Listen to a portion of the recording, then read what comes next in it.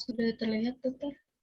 Oke, udah kelihatan. Dan ini dipastikan sebelumnya sesuai dengan PPKI ya, Pedoman Penyelenggaraan Karya Ilmiah yang versi terbaru. Yang saya share linknya itu.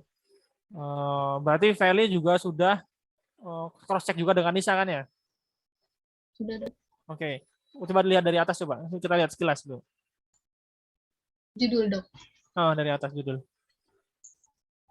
Kedua itu morfometri citra telur cacing paramecistomus ya, menggunakan imaging. Oke. Oke. Itu kenapa di blok kuning kenapa? Karena belum tahu tanggal lulusnya, Dok. Oh, ini oh ya, berarti nanti Ya, saya disesuaikan ya. tandain dulu, ya. Oke. Oke, ini abstrak. Oh, oke. Bentar, abstrak sebentar. Saya ngecek abstrak. Abstrak itu susunannya adalah yang bagian atas pendahuluan.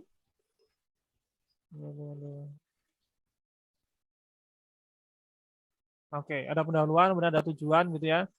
Pendahuluan itu isinya latar belakang masalah, kemudian ada tujuan, kemudian ada metode, sampel, tuh 30 sampel. Itu tuh di tengah-tengah nah itu. Eh itu di blok kuning dulu aja, di blok kuning.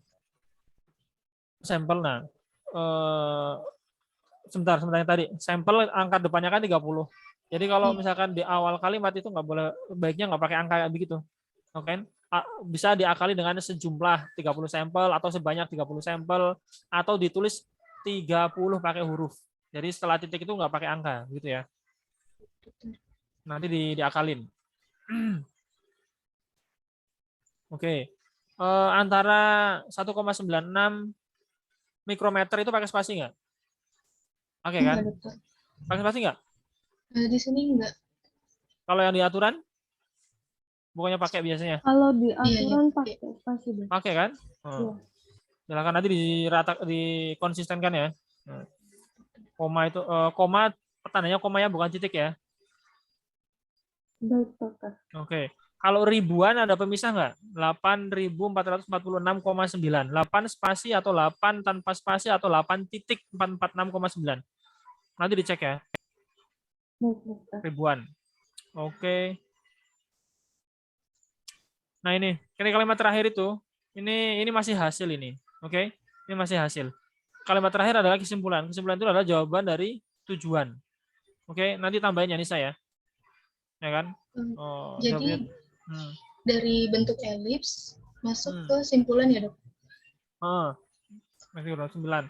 Contohnya bikin nanti tambahin kesimpulannya berupa dengan perbesaran 10 dan 40 ini kan. 10 40 itu Ya, baik. nanti kan kamu analisis perbedaannya. Perbedaan dari pembesaran ini. Harusnya kan nggak signifikan. Kalau misalnya nggak signifikan dan harapannya nggak signifikan, maka kamu rekomendasikan yang perbesaran 10 kali. Gitu kan. Penggunaan pembesaran objektif 10 kali cukup untuk memberikan gambaran gitu kan, luasan yang cukup presisi begitu ya. Cukup presisi, cukup akurat dalam menggambarkan bentuk morfometri dari telur paramecistomus. Targetnya kan itu. Oke. Nah, nanti yang apa makna kita melakukan pembesaran 2 padahal objeknya sama? Kalau objeknya sama. Kemudian kita melakukan pembesaran penglihatan dengan 10 kali dan 40 kali atau bahkan yang lain misalkan. Kan hasilnya mungkin harapannya nggak berbeda nyata. Apa esensinya kita melakukan pengecekan pembesaran yang berbeda pada objek yang sama? Nanti kamu tanya Feli alasannya. Tadi udah saya jelasin gitu ya sebelum kamu masuk soalnya. Daripada saya ngulang-ulang. Oke ya. Oke. Nah, ini kemudian ini kata kunci. Ini kata kunci belum selesai nih. Image, morfometri, paramecistomus, telur. Kok ada koma yang terakhir? Belum satu gimana? Kan 5 kan ya? 5 kata kan? Iya. Tadi cari kata kunci yang cukup bisa menggambarkan di abstraknya ya. Oke. Terus. Oke, nanti ini disesuaikan yang bahasa Inggrisnya terus. Terus.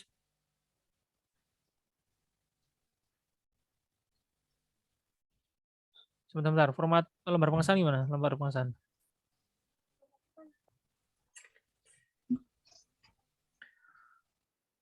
Oke, sebentar. Atas. Penulisan DRH itu D-nya mau kecil atau gede? D-nya kecil, Dok. D-nya kecil dok. Setahu saya sih ya emang kecil setahu saya. Tapi kok di FKH itu stylenya gede ya? Itu Iya, kenapa ya? saya juga bingung dok. Saya Iya, lihat makanya, Dok. laporan yang lain juga D-nya Oh, besar. sebetulnya karena kalau di aturan KBBI setahu saya D-nya kecil karena dokter ya. Dokter itu DR-nya D-nya kecil. Iya. Profesi dokter itu kecil. Cuma nggak tahu nih di FKH ini emang agak unik juga ya.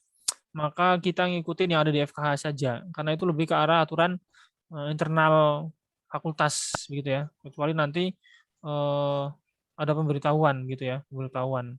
Biar seragam gitu aja, lebih rapi. Tapi kalau misalkan nanti kamu di momen luar akan lebih bagus kalau D-nya kecil gitu ya. Tapi kita ngikutin formatnya aja lah, format fakultas D-nya besar gitu ya. Nah, jadi yang lain juga disesuaikan ya. Oke. Pastikan nip-nya jangan salah ya. Kemudian terus oke, berkata, oke. Nah, di daftar isi pastikan halamannya benar. Oke, saya nggak akan ngecek yang beginian ini. Ini harus kalian benar-benar cek, gitu kan. Oke, lanjut. Oke, daftar tabel satu titik atau satu saja, nggak ada titik. Pakai titik nggak? Tunggu dok, saya coba periksa ini. Feli, pakai titik nggak, Feli?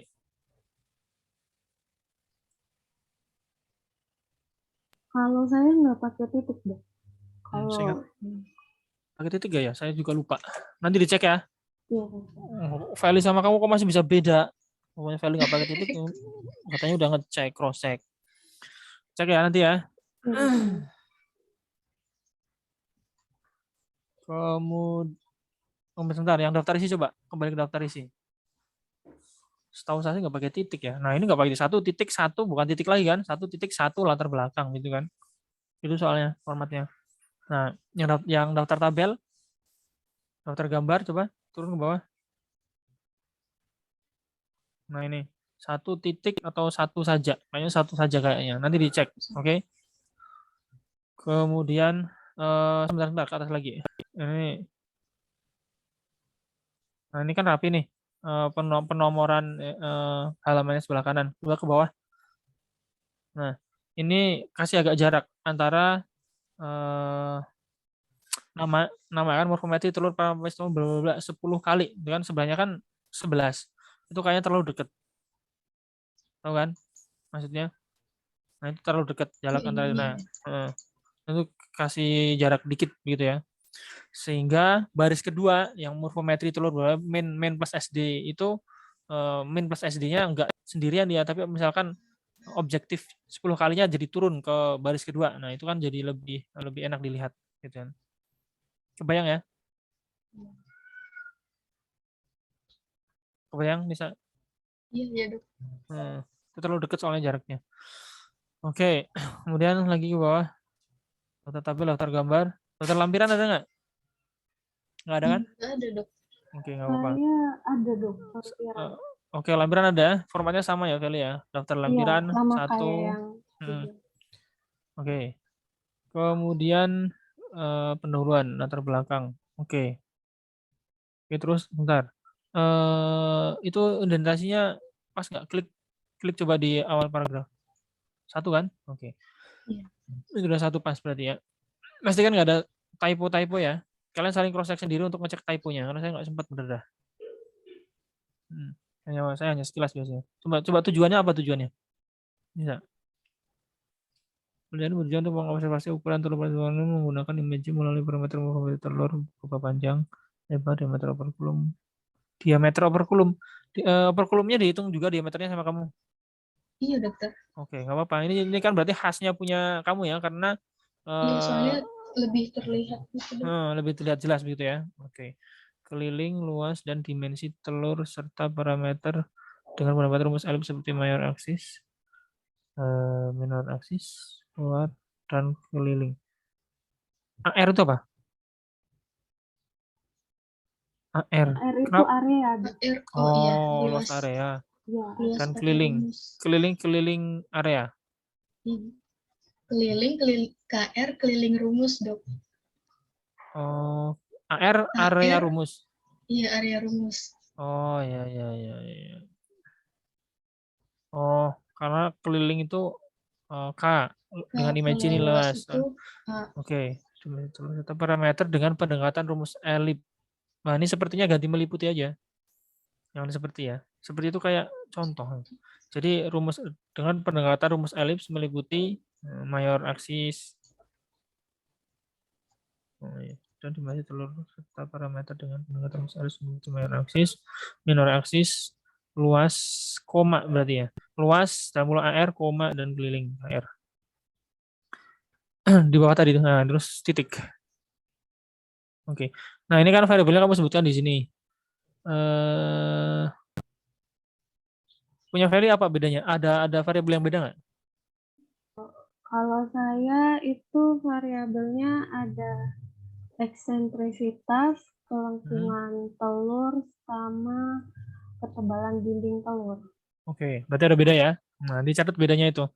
ini dokter, kalau saya dimensi telur itu, kalau saya eksentrisitas itu masuknya ke dimensi telur, dok. Oh, oke. Dimensi telur dalam kurung eksentrisitas itu juga boleh. Sama kan rumusnya? Iya, sama. Ya udah, masukin.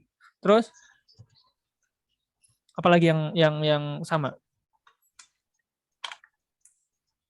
Sebenarnya di dimensi telur ini saya juga mau nambahin variabel elongasi. Cuman saya baca-baca dari jurnal, ternyata eksentrisitas sama elongasi itu sama, dokter. Rumusnya sama? Rumusnya berbeda, tapi secara definisinya sama.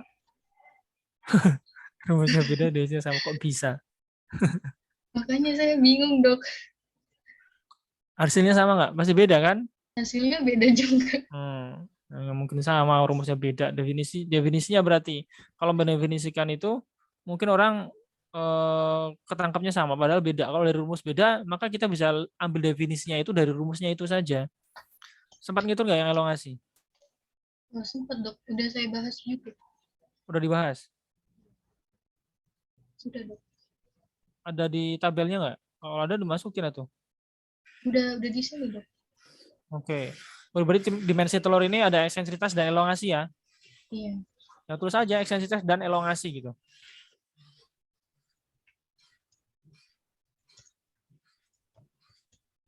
Kan rumusnya beda, nggak apa-apa. Oke.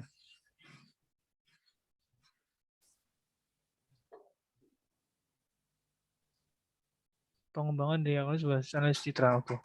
Boleh juga dibahas ya, database untuk pengembangan diagnosis berbasis analisis citra. Titik ya. Oleh asas kalimat titik. Oke, lanjut. Oke. Itu kenapa di blok kuning? Daftar pustakanya hilang, dok. Hilang. Kalau hilang ganti aja. Ganti Iya, aja, cari yang itu masih banyak kok. Oke, terus ini siklus hidupnya ya. Siklus hidupnya kayak apa? Oleh sapi. Kemudian habitatnya di mana? Metasakarya di perairan, dok. Habitat cacing dewasanya. Cacing dewasanya di rumen dan retikulum. Kapan dia bernilai berbahaya Parapistomum ini? Apakah di level cacing dewasanya atau di level perkembangan yang lain? Untuk yang kronisnya itu cacing mudanya, dok, karena dia berpredileksi atau bermigrasi ke rumen dan menyebabkan mukosa usus itu jadi rusak. Sedangkan untuk cacing dewasanya tergantung ketahanan tubuh dari spesies tersebut, dok. Oke, jadi lebih bahaya cacing dewasa apa cacing mudanya? Cacing muda. Oke, cacing mudanya ya, bener ya. Lebih bahaya karena dia memang melakukan migrasi sehingga menimbulkan kerusakan pada saluran cerna. Itu yang lebih berbahaya. Ini kalau inang antaranya apa? Ruminansia mungkin satwa liar. Inang antara. Inang antara mau, dok. Siput air, dok. Siput airnya, siput air apa ya? Siput kan banyak. Limnaea rubiginosa. Nanti dicek ya. Limnaea rubiginosa kan bukannya fasciola. Bisa juga dia. Iya, bisa juga, dok. Dia kalau bisa berarti dia ada persaingan nggak? Kompetisi nggak?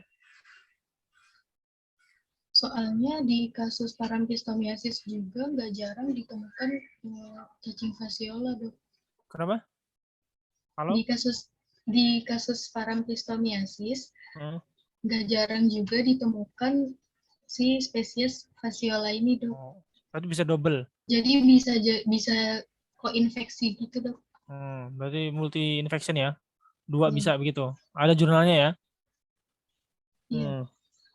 Kemudian kalau siput planorbis itu buat siapa dia? Inang antaranya. Ingat nggak? Parampistomi, Dok. Nah, sama berarti. Nanti coba saya cari lagi, Dok. Dicek ya. Dicek ya. Iya, Oke. Dok. Soalnya di yang kamu tulis kayaknya ada dua-duanya. Nanti dicek. Kalau misalkan dia memang terbukti ternyata siputnya bisa bervariasi, nggak masalah. Yang penting kamu ada data, ada literaturnya, ada literasinya, gitu kan. Nah, kalau misalkan sampai sampai ada ternyata satu siput ada dua bisa berperan dua inang antara untuk dua spesies, maka siap-siap, ya kan? Siap-siap kamu memberikan jawaban adakah kompetisi atau enggak. Emang kenapa kita perlu menanyakan ada kompetisi atau enggak? Kira-kira fungsinya untuk apa? Secara ekologi, secara pengendalian. Kira-kira apa? Apa nih, Sa? Maaf, Dok, saya kurang paham. Feli, bantu logikanya. Supaya kita tahu apa eh, pengobatannya yang lebih tepat gitu dok untuk cacing apa gitu. Pengobatan. Oh, pengobatan Ya. sih bukan sih ya, lebih ke arah pengendalian nih. Oh Pengendalian pengendalian. kejadiannya di lapang. Kayak kasusnya Hmm. Fasiola. Fasiola itu dia mengalami kompetisi di siputnya kalau kita bisa naruh larva yang lain. Yang ternyata dia ada di bebek. Begitu kan, ada di bebek. Kira-kira fungsinya apa? Oh jadi si yang larva para pistomus ini tidak bisa berkembang dok di siput Hmm. itu. Jadi yang Karena berkembang karena dia kalah saing dengan cacing yang lain yang di cacing, apa? larva. Ya, mas larva yang lain dok. Hmm. Ya. Oke, itu artinya apa? Ada kompetisi. Berarti fungsinya untuk apa? Untuk program? Oh pengendali. Oke. Iya Iya, pengendali. apa? Iya Program? pengendalian. Program pengendalian. Ya. Iya. Program pengendalian secara biologis. Berarti ya, jadi musuh alaminya karena ada kompetisi. Itu ya, ketangkep ya caranya ya. Nah, di contohnya kalau misalkan fasiola, kalau misalkan sapi itu kena fasiolosis, kalau daerah situ sekitar itu maka di sawah sebarin bebek atau kotoran bebek, gitu kan? Kotoran bebek yang dia kotoran bebeknya itu terinfeksi dari cacing apa? Cacing? Oh, nanti cari ya. Yang larvanya dia kemudian ternyata bisa masuk dalam inang antara yang sama, sehingga dia kompetisi. Kalau si siput ini udah terinfeksi dari inang cacing larva yang dari si bebek tadi itu, ya kan? Jadi cacing dewasa itu ada di tubuh si bebek. Kemudian dia kan ngasilin telur, dia jadi larva kan. Larvanya ini masuk ke si bebek, si inang antara. Nah, kalau misalkan si inang antara ini udah kemasukan larvanya yang dari si bebek tadi, maka larva dari fasiola itu susah masuk. Artinya apa? Ada kompetisi kan? Artinya apa? Artinya risiko untuk metaserkaria yang ada di lapang yang fasiola itu menjadi berkurang, sehingga risiko untuk si sapi terinfeksi menjadi berkurang, ya kan?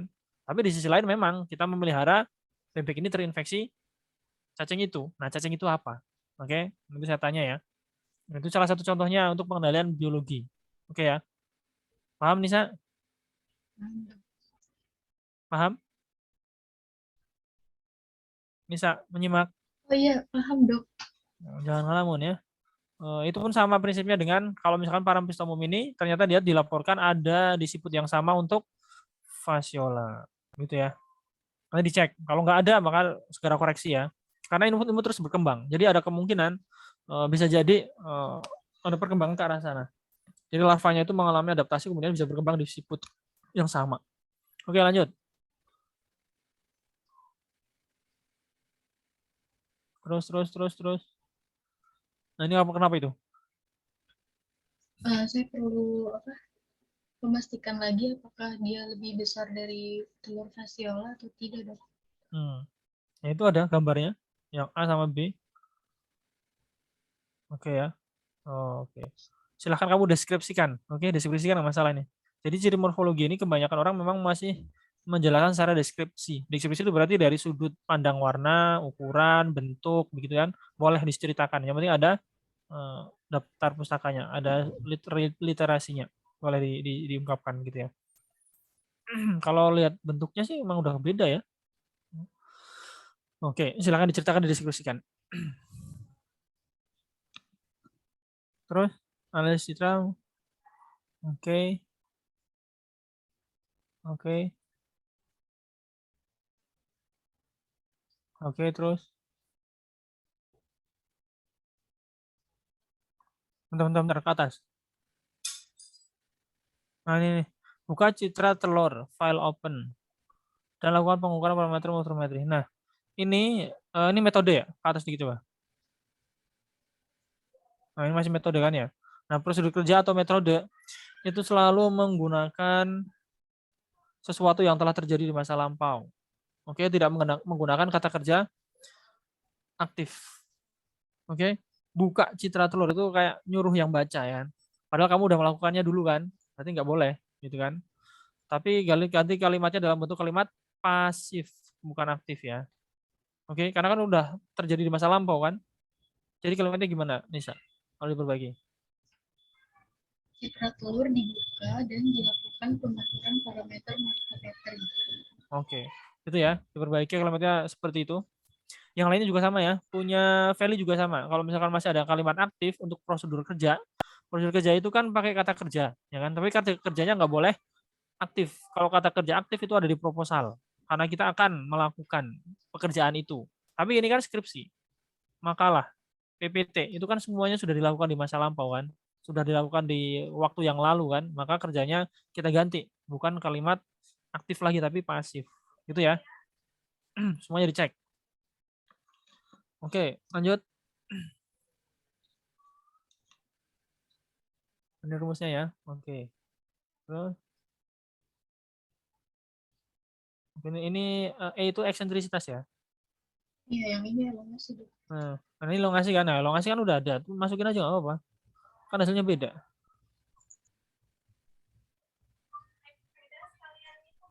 Oke, analis data bentar. Itu ada P lebih dari 0,5 kenapa? Oh, kamu pakai uji normalitas ya? Nanti kalau kamu ditanya uji normalitas, kamu bisa jawab nggak? Soalnya kalau mau masuk uji ANOVA harus syarat ujinya yaitu normal sama homogen, Dok. Memang, karena dia harus berbentuk seperti lonceng terbalik kan, komposisi datanya. Kalau nggak memenuhi itu, maka secara statistik emang nggak layak untuk diuji ANOVA. Dan semua orang itu sebetulnya udah tahu yang demikian. Di Tapi kalau perbesaran saya yang di perbesaran saya yang 40, beberapa variabel ada yang nggak homogen, Dok. Maka saya pakai uji lanjutnya non parametrik Kruskal Wallis ini, Dok. Ya juga ini berarti kamu menjelaskan lebih detail ya, karena dia nggak homogen, bila pada jumlahnya dalam kan dan uji non parametrik. Karena analis parametrik itu memang harus memenuhi kriteria homogenitas memang dan normalitas data. Di value juga disebutin nggak? Saya nggak sebutkan, Dok. Cuman karena data saya tersebarnya normal, jadi saya nggak nulis lanjutannya. Apa saya nggak nulis usah dulu? ditulis. Oh, Jadi kalau di FK sendiri memang pengujian statistik ini bukan menjadi tulang punggungnya dalam suatu analisis gitu kan. Karena kita lebih ke arah konten dari makna data itu sendiri. Jadi secara keilmuan statistika, penghitungan ANOVA yang membuat analisis sidik ragam ini sepakat bahwa syarat untuk bisa dilakukan pengujian parametrik untuk ANOVA itu adalah dia harus menyebar normal dan homogen, itu syaratnya.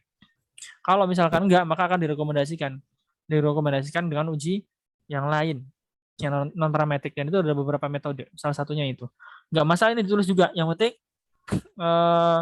Nisa kalau misalkan ditanya apa itu uji normalitas, uji homogenitas? Bisa jawab ya?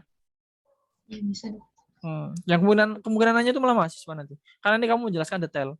Kalau misalkan yang umum ada di skripsi S1 itu adalah data akan dianalisis menggunakan uji ANOVA dan uji lanjut bla bla bla bla. Nilai akan dianggap signifikan apabila P kurang dari 0,5. Udah cukup segitu, udah sebenarnya udah cukup gitu ya. Dan kalaupun misalkan namanya juga mesin, kalau kita paksakan dia running, misalkan tetap kita running dengan ANOVA walaupun dia nggak menyebar rata atau normalitasnya nggak sesuai syarat, itu tetap bisa di running karena dia just mesin aja, hanya mesin saja gitu ya. Kenapa itu tetap bisa di running? Karena seorang peneliti itu bisa dong, boleh untuk memberikan suatu pertimbangan dari sudut pandang makna dari data itu. Nggak hanya sekedar dari melihat sisi angkanya, dari sebaran angkanya, enggak itu. Tapi dia melihat dari sisi makna dari data itu. Jadi karena misalkan peneliti yang udah ahli, dari pola datanya dia tahu, oh ini meskipun nggak normal, mungkin karena jumlah N-nya terbatas, misalkan dia akan running ke uji ANOVA, nggak masalah gitu kan. Karena dia memiliki pemahaman atau istilahnya kalau peneliti itu ada intuisi juga gitu kan. Jadi boleh aja di running ke sana, itu boleh. Yang penting dia bisa menjelaskan secara ilmiah gitu ya. Nah, kalau misalkan Nisa menjelaskan secara lebih detail seperti ini nggak masalah, bagus. Yang penting udah siapin jawabannya kalau ditanya gitu ya. Oke, karena ini lihat di sini akan agak membingungkan bagi orang yang nggak biasa statistika. Uji ANOVA itu akan signifikan apabila P kurang dari 0,05 gitu kan. Kurang dari 0,05 P-nya. Oke. Kalau misalkan kita lihat nilai dari homogenitas dan normalitas, itu yang diharapkan lebih atau kurang dari 0,5? Yang lebih dok, lebih Lebih kan? daripada. Oke. Yang lebih kan harapannya sehingga dia statusnya adalah homogen atau normal, begitu kan? Jadi di sini jangan sampai terbalik. Itu kita ngomongin dari sudut pandang P value. Ada yang namanya nilai F tabel, ya kan? F tabel dan F hitung. F tabel digunakan untuk pembanding, F hitung kita hitung pakai rumus, gitu kan? Kalau P kurang dari 0,05, artinya bagaimana status F tabel dan F hitungnya? Nisa. Halo? P kurang dari 0,05 dok. Hah? Apa? Pertanyaannya dok, P Nah, kurang dari kalau misalnya kita hasil uji ANOVA nih, didapatkan nilai P value yaitu kurang dari 0,05. Bagaimana status nilai dari F tabel dibandingkan dengan F hitungnya?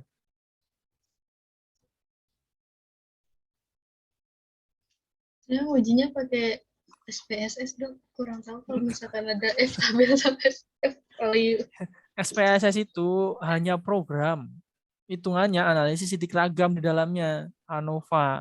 SPSS nggak cuma ANOVA doang isinya, macam-macam regresi bisa, yang lain juga bisa.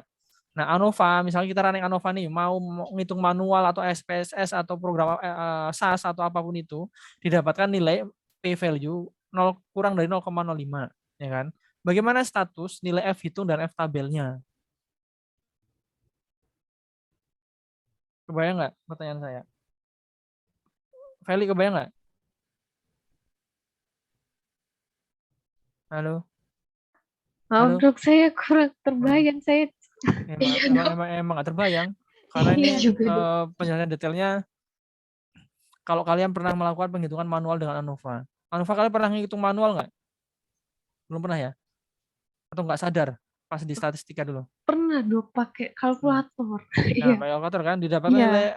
nilai F hitung, ketemu nggak nilai F hitungnya? F hitung. Saya Lupa lupa ya. juga dok. Iya. F hitung itu nanti akan kemudian dibandingkan dengan F tabel, kan? F tabel. Kalau misalkan dia berbeda nyata, maka F hitungnya lebih besar dari F tabel. Atau P value-nya itu lebih kecil dari nilai alfa yang kita tetapkan 0,05. Itu disebut sebagai beda nyata. Nah, kan? Ada lebih besar, ada lebih kecil, ada variabel yang kalian perlu lihat. Umat emang agak bingung. Makanya hati-hati dengan poin ini ya. Kalau misalkan kalian pegangannya di P value, maka pegang P value saja. P 0,05 maka dia signifikan. Dah itu pegangannya satu. Oke. Maksudnya seperti itu. Kalau misalkan kalian Nisa udah menyiapkan dengan ada uji normalitas seperti ini, hati-hati nih. Nanti orang lihatnya akan bingung. Jadi akan mengundang pertanyaan ini. Apa makna dari P lebih besar dari 0,05 untuk pengujian normalitas sama homogenitas? Ini maknanya akan beda yang diharapkan ketika kita menguji ANOVA. Oke ya. Kalau ANOVA kan kita kadang pinginnya yang 0,05 di bawah 0,5 agar dia signifikan antar kelompok kan. Kalau yang normalitas sama homogen, kita pengennya lebih kan, karena dia harus statusnya normal atau homogen. Itu kuncinya. Oke ya. Nah, nanti diendapkan. Oke ya. Lanjut lagi.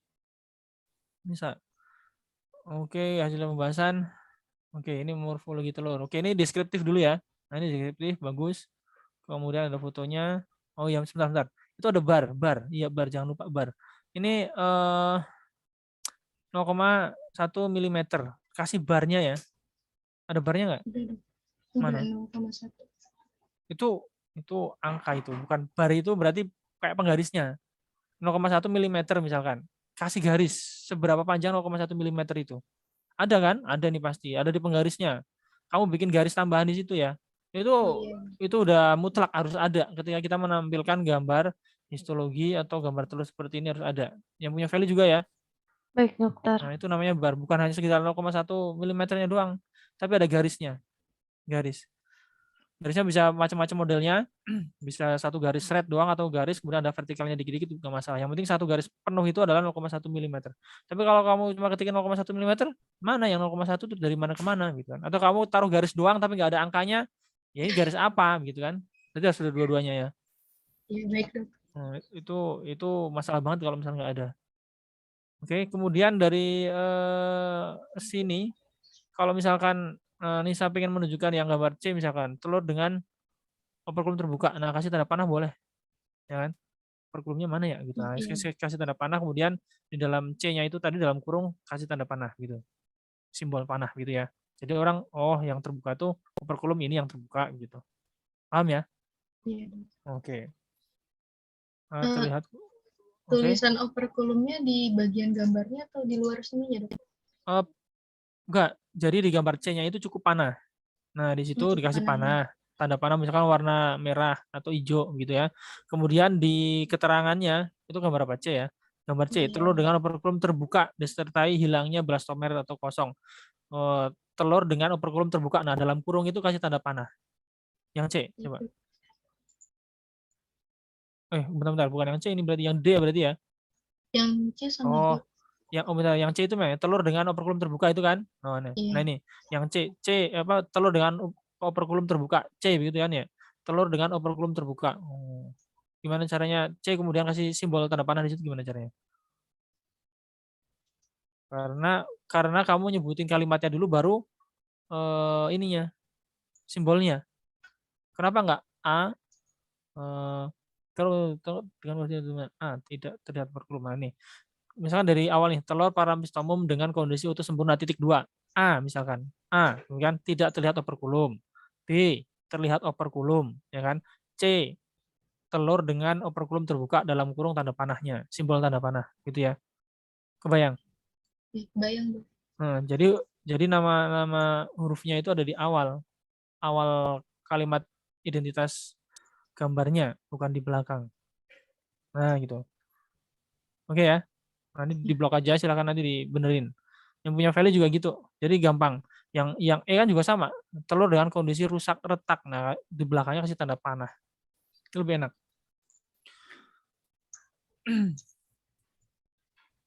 Kasih simbol panah. Oke, terus oke lanjut. Oke. Oke, terus. Oke, ini gambar apa nih? Tabel apa nih? Tabel 1 data morfometri untuk berapa besar objektif 10 kali. Oke. Sebentar.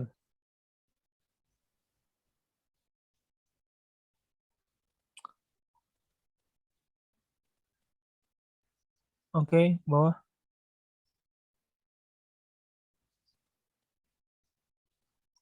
Oke, ke atas dikit coba. Oke, nah ini yang luas image sama luas rumus area itu kalau bisa dibikin satu baris saja ya. Yang lainnya soalnya dapat satu baris kan. Oke. Nah Panjangnya, Dok. caranya gini. Kalau misalkan itu nggak bisa digeser-geser nah itu bisa di blok. Coba di blok yang 8459. Nah, itu bisa. Ya udah bisa berarti. Oke ya.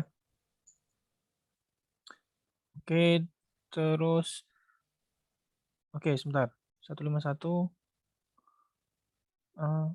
Nah, ini nih. Nah, ini. Elongation ER 1,5 plus minus 0,00 1,51 B. Itu kan superscribe A dan B, gitu kan? Oh, ada yang salah nggak? Oh, Yang diganti A itu maksudnya gimana tuh? nilai yang Digan- lebih besar harusnya notasi hurufnya A dong. Nah, oke. Paham ya? Iya dong. Oke. Superscribe A itu adalah dimulai dengan nilai yang besar. Yang lain disesuaikan. Yang punya value juga ya, dicek ya. Jangan sampai salah.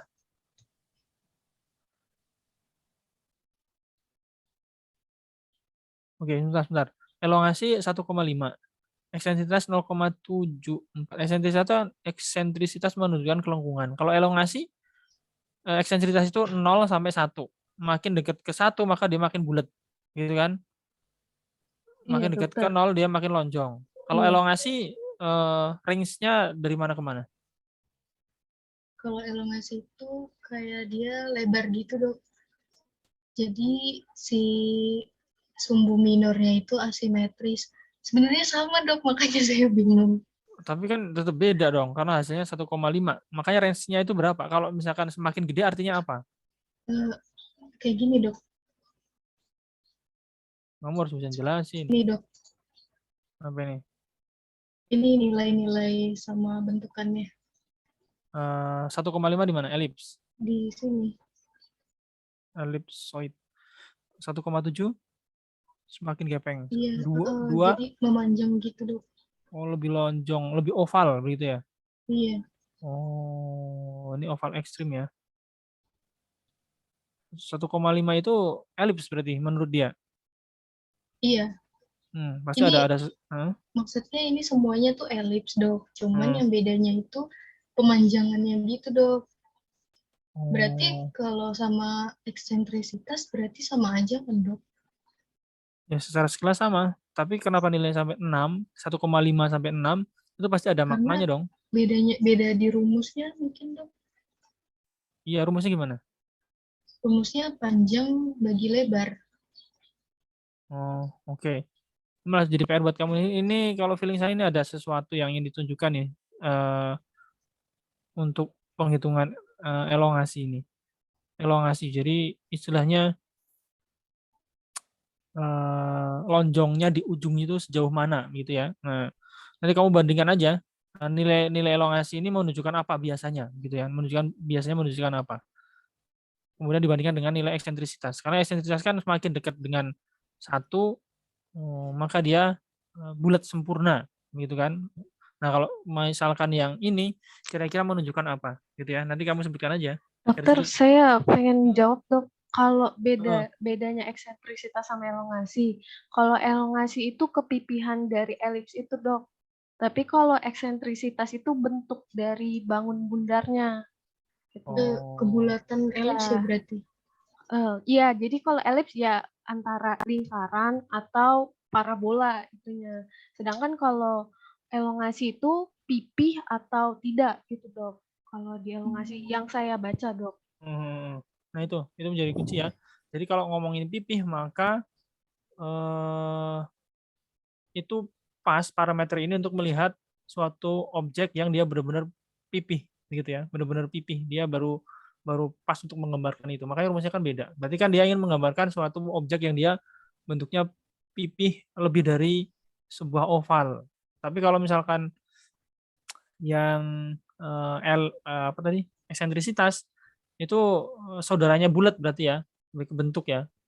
Ya, kalau Hmm. eksentrisitas cuma Hmm. dari bentuknya aja dok. Oke, nah dari sini kan kelihatan. Maksudnya begini Nisa, ketika kita menggunakan variabel ini untuk menggambarkan sisi morfometrik si telur paramecitomum itu cocok atau enggak, itu aja. Kalau misalkan ternyata dia 1,5, ternyata eh, apa namanya gambarannya enggak terlalu pas, maka kamu sebutkan di sini, oh ternyata penggunaan rumus elongasi kurang tepat untuk menggambarkan bentuk morfometrik dari parampistomum, akan lebih tepat menggunakan yang eksentrisitas misalkan. Itu boleh, gitu kan.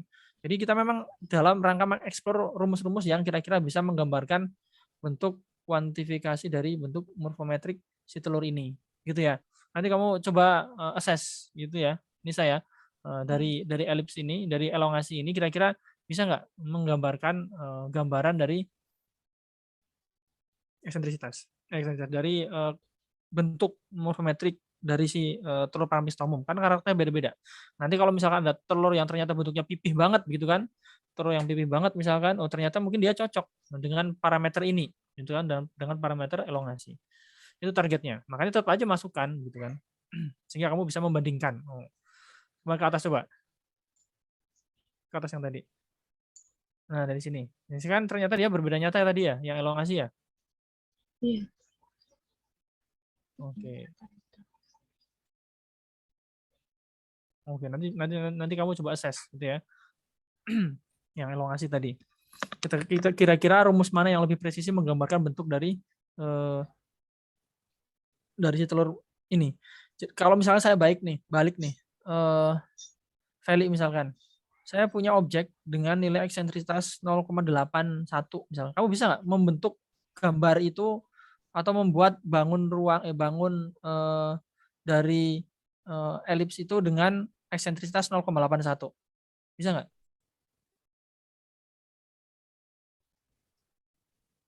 Kayak bisa dok, tapi Bisa. Caranya gimana? jadi kita masukkan angkanya balik ke rumus eksentrisitas dok. Ketemu kemudian kebentuk kan gambar dari wujud dari bentuk eksentrisitas 0,81. Bisa kan? Bisa. Ada software-nya nggak gitu?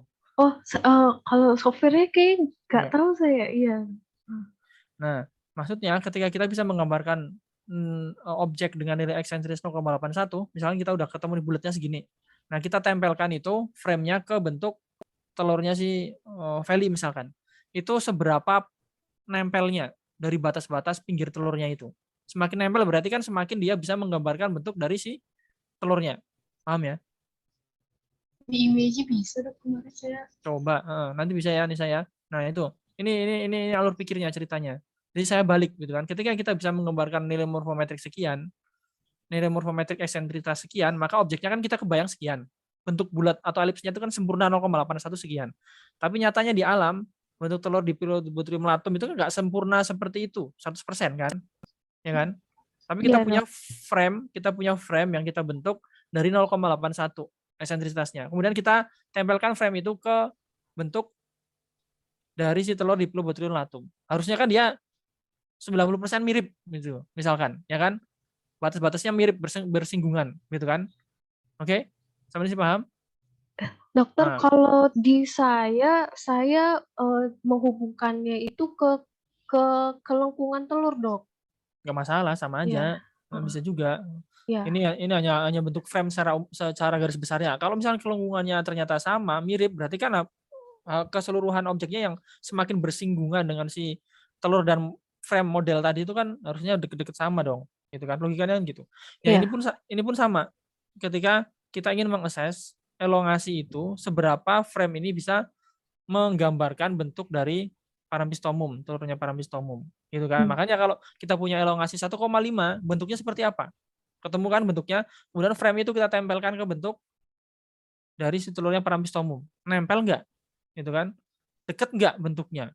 Gitu kan? Kalau misalkan singgungannya cuma sedikit atau banyak ruang yang nggak bersinggungan atau dia nabrak gitu kan galisnya, berarti dia nggak cukup presisi menggambarkan dari bentuk parampistomum. Kebayang ya? Ini saya. Kebayang dok. Oke.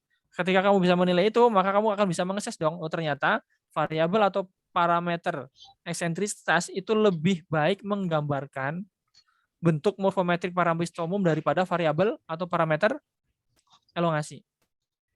Clear? Iya. Oke, itu Iya, cara Dok. bahasnya, ya kan? Dari hasil kan ketemu. Kemudian kamu coba bikin analisisnya, kamu assess, kemudian kamu ketemu nih hasilnya. Nah, kamu bahas seperti itu. Nah, itu adalah hasil dari penelitian kamu. Oh, jadi nanti orang yang berikutnya akan menggunakan variabel kuantifikasi bentuk parampistomum, dia nggak akan pakai yang elongasi. Karena apa? Nggak presisi. Yang presisi adalah yang eksentrisitas. Gitu. Misalkan demikian. Paham ya Nisa ya? Oke, nanti dilaporkan yang presisi itu ya. Karena ini variabel yang berbeda. Berbeda dengan yang telur-telur yang lain. Sehingga kita perlu melakukan seleksi, gitu kan? Seleksi terhadap variabel-variabel yang pas untuk menggambarkan dari telur parameter umum. Karena setiap karakter telur-telur beda-beda. Oke, lanjut. Oke, ini oke ya. Oke. Terus? Oke, ini apa nih? Ukuran tubuh panjang. Oh, ini ukuran panjang lebarnya ya. Oke. Terus? Oke, terus? Ini apa? Presentasi perbandingan luas dan keliling telur menggunakan image dengan rumus. Oke. Ini ya, ini panjang dari garis tabelnya itu dipolin ke kanan kiri kalau nggak salah ya. Nanti ya. Punya value juga ya. Iya. Biar rapi. Ini pol kanan kiri kemudian rapikan dalamnya. Oh, ini kemudian ini persen sama dengan image kurangi rumus per rumus. Ini kayaknya nggak perlu ini. Ini kan udah ada di metode kan. Ini dia lihat aja. Persentase perbandingan luas dan keliling telur menggunakan image. Persentase perbandingan luas dan keliling. Maksudnya gimana nih? Selisihnya atau apanya? Iya, selisihnya, Dok. Persentase perbandingan Atau luas. diganti persentase selisih aja deh. Ya, kan selisihnya kemudian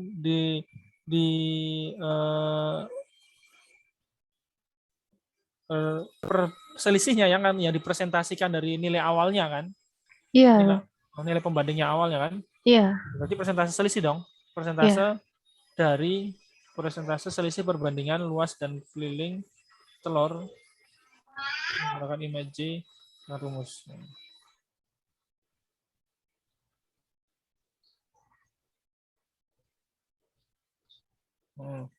Ternyata 0,88 jadi nggak nyampe 1% kan perbedaannya kan? Iya. Benar? Oke. Nggak nyampe 1%, berarti kan antara 10 dan 40. Kalau perbedaannya nggak nyampe 1%, maka kamu merekomendasikan yang 10 atau 40? Yang 40. Bisa. Hah? Yang 40. Kenapa yang 10? Yang 40, Dok. Kenapa yang 40? Karena selisihnya itu lebih kecil dari yang perbesaran 10 kali, berarti pengukuran luas dan keliling menggunakan perbesaran 40 lebih presisi dibanding yang 10 kali dong. Seperti kayak gini. Karena perbesaran lebih rendah dibandingkan perbesaran itu.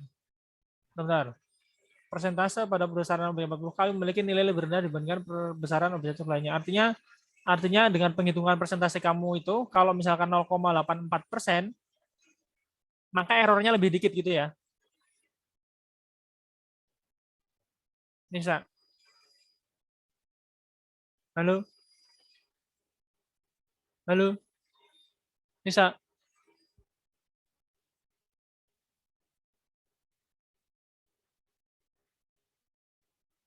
Halo?